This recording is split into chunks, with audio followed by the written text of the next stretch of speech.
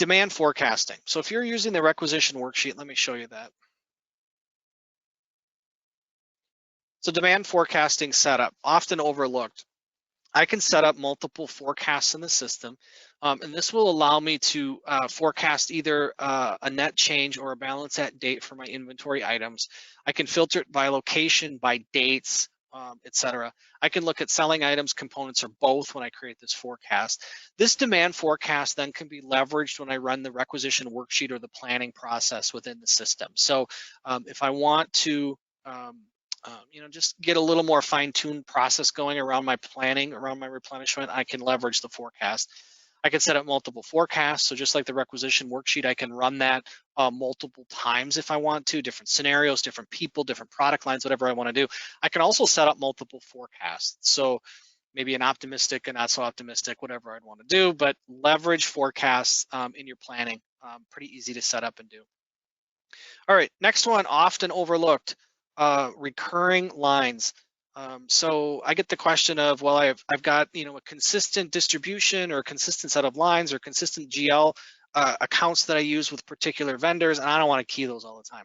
I see very few clients that leverage this functionality, so I want to show you that. So if I go to the vendor and I go to navigate purchases, there's this recurring purchases line set up on my vendor.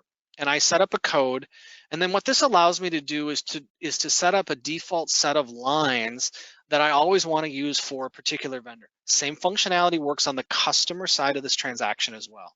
So if I've got a purchase invoice that I've got consistent, maybe it's the utility bill or it's the cable bill, I don't know what it might be, but it's consistent lines. I can set these up and then either have them automatically flow to the purchase document or prompt the user to say, hey, do you want to draw these lines onto the transaction? I don't have to rekey them. On here, I can do really the same set of functionality that I can do on a line item on a purchase invoice. So GL accounts, comments, items, resources. Resources, by the way, is new in the April update. You put resources on purchase invoices or charge items, fixed assets, etc. So eliminates data entry, eliminates error messages or errors maybe, but I can default the quantity, unit of measure, amount, as well as dimensional values on the line item. So take a look at, again, these standard lines, customers and vendors, they can be leveraged on. All right, let's see. Oh, next feature often forgotten about is deferrals. So I'm going to look at a deferral schedule here, and what deferral templates allow me to do is to set up future postings for revenues or expenses. So I can do deferred revenue or deferred expenses. Either one works. But this will allow me to set up those future journal entries automatically, and I can do straight line allocations, equal per period, days per period.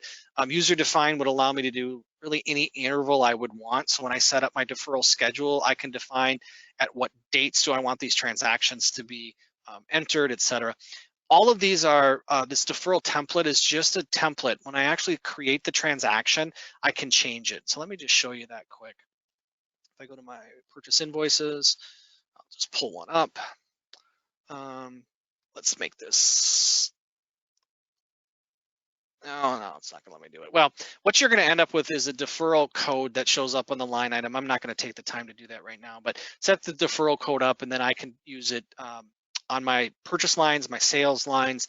I can default a deferral template based on a GL account or an inventory item if I want to make sure it's always set up. So if maybe software licenses is always a deferred revenue item, when I sell that, it's automatically going to set up a deferral schedule for me. So that's where that is.